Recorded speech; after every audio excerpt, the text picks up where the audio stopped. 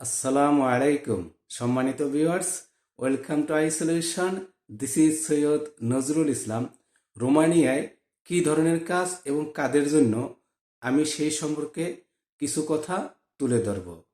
রোমানিয়ায় কাদের জন্য best, Romania আপনার জন্য উপযোগী কিনা তা একবার ভেবে দেখেছেন?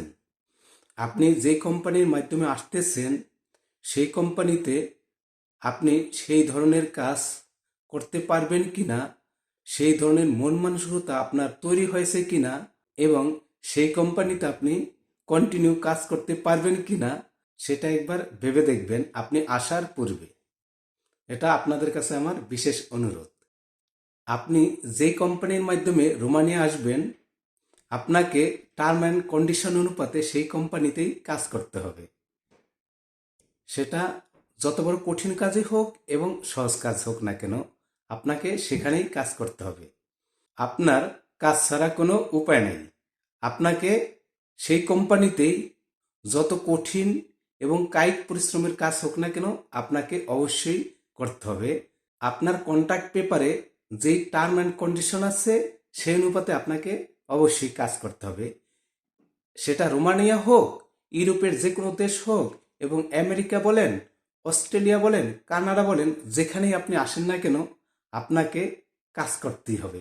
কাজ ছাড়া আপনার কোনো উপায় নেই, এবং কি সেটা কঠিন কাজ। এটাই বাস্তবতা। এখানে আপনি প্রশ্ন করতে পারেন, আমি একজন শিক্ষিত ছেলে, MA pass, BA pass, computer জানি, ভালো ইংলিশ জানি, কেন আমি এই কাজ করব? তাহলে আপনার জন্য ইউরোপ নয়, অর্থাৎ রোমানিয়া নয়, অস্ট্রেলিয়া বলেন, কানাডা বলেন, যেখানে আপনি আসেন না কেন তাহলে আপনার জন্য উপযোগী নয় এই সব দেশ। আপনাকে কঠিন পরিশ্রম করতে হবে, আপনি যত বড় শিক্ষিত লোক হন না কেন। পরিশ্রম ছাড়া কোনো উপায় নেই। অর্থাৎ ডেইলি লাইফস্টাইলের জন্য হলেও আপনাকে পরিশ্রম করতে হবে।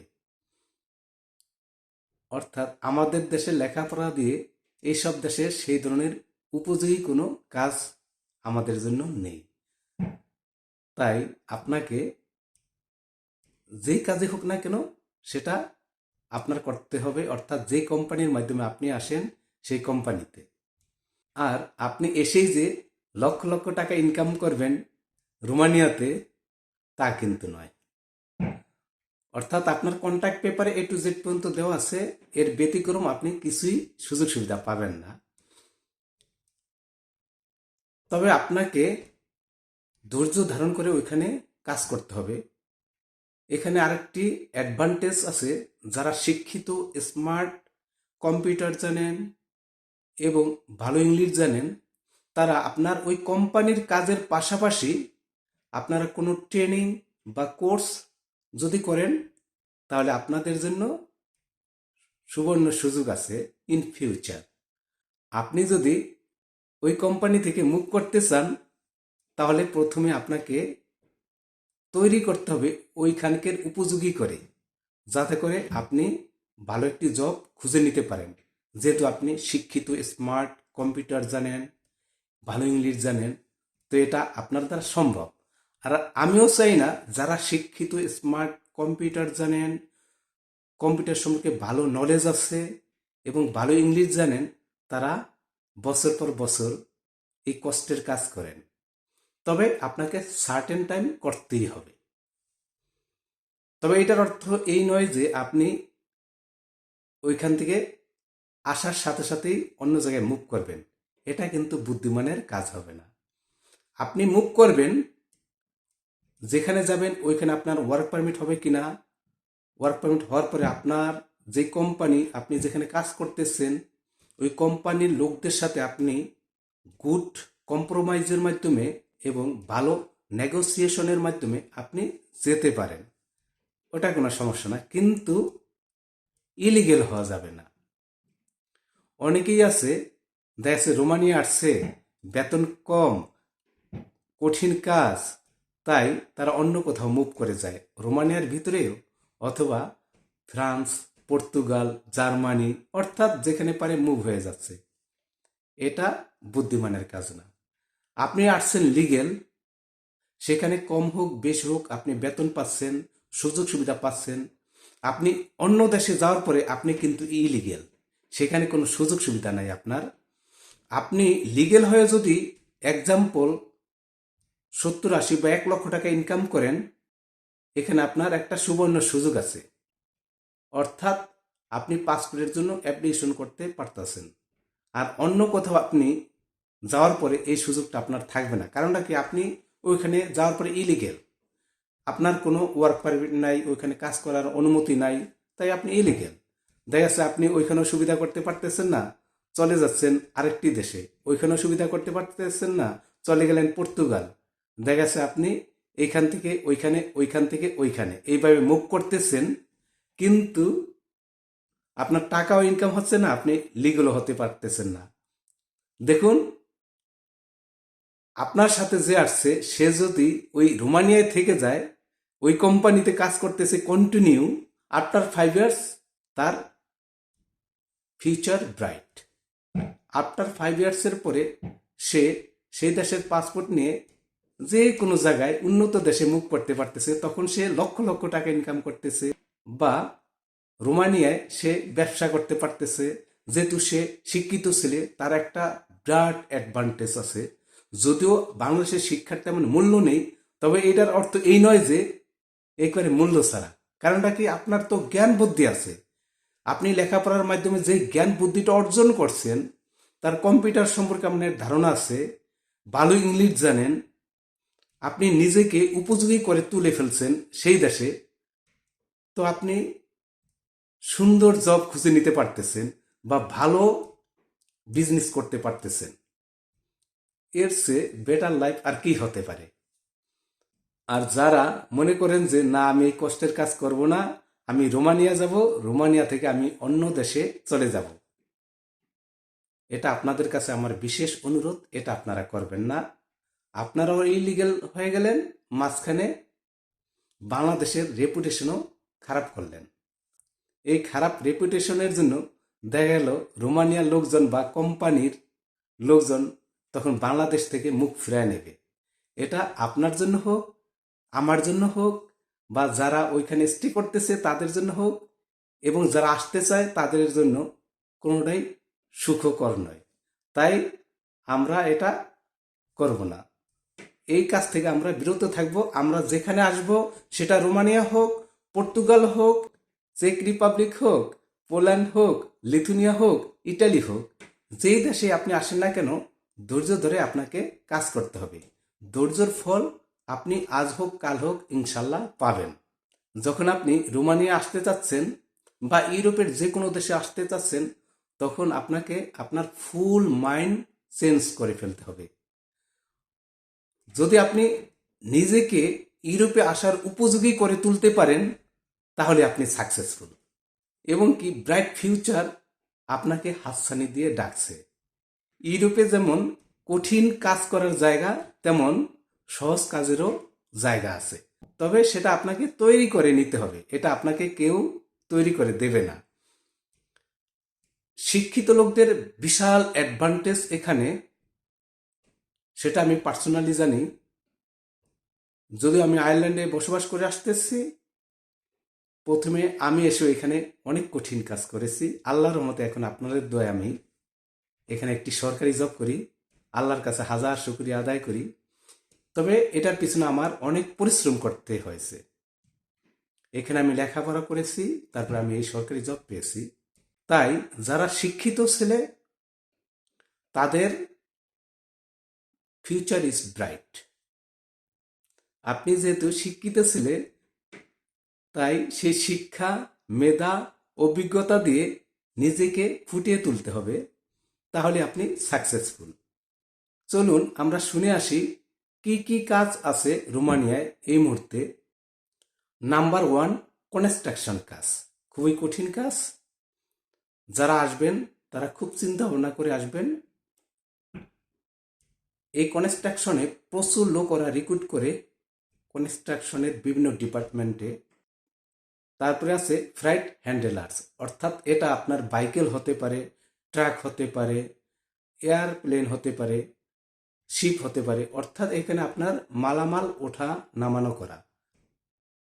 এটা আপনার মেশিনের মাধ্যমে, হাত দিয়ে যে করবেন তা না, এটা মেশিনের মাধ্যমে অপারেট করে থাকে এই সব জিনিসগুলো। তো আপনারা এখানে আসতে পারেন। তারপরে আছে আপনার শপ অ্যাসিস্ট্যান্ট এবং শপকিপার। এখানে ওরা প্রচুর লোক রিক্রুট করে থাকে। তারপরে আছে ম্যানুফ্যাকচারিং কোম্পানি, এটাও কঠিন কাজ, আপনারা আসতে পারেন। তারপর আছে মেটাল ফ্যাক্টরি, এইসব ফ্যাক্টরিতে ওরা প্রচুর লোক রিক্রুট করে থাকে, এটা খুবই কঠিন কাজ। তো আপনারা আসতে পারেন, তবে আপনারা আসার আগে চিন্তা ভাবনা করে সামনের দিকে পা ফেলবেন, কারণটা কি খুব কঠিন কাজ এইসব। এবং হেভি বাইকেল এবং লরি ড্রাইভার, যারা ড্রাইভ জানেন তারা এই কাজ করতে পারেন।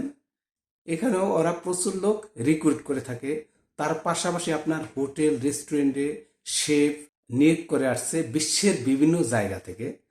তো আপনারা চেষ্টা করতে পারেন, আমি আমার ডেসক্রিপশন বক্সে কিছু জবের লিঙ্ক দিয়ে দেব, ওইখান থেকে আপনারা চেষ্টা করতে পারেন।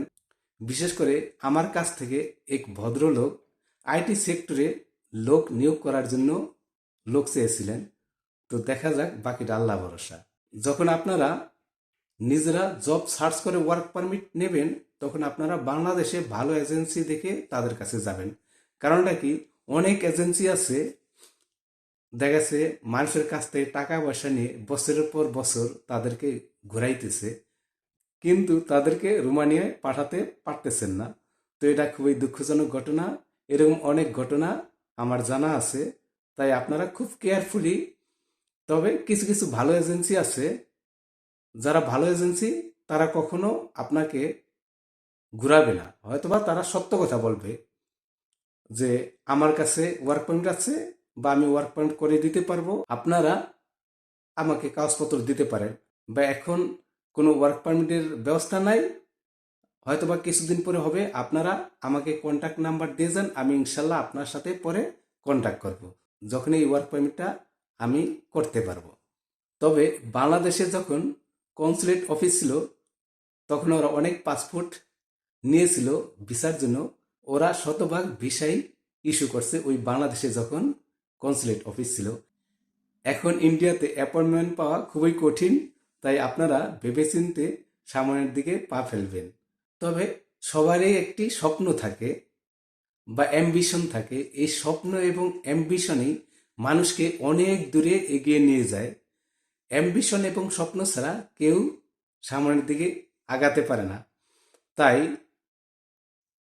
এই অ্যাম্বিশন এবং স্বপ্নকে বাস্তবায়ন করার জন্যই আপনাকে কঠোর পরিশ্রমী হতে হবে।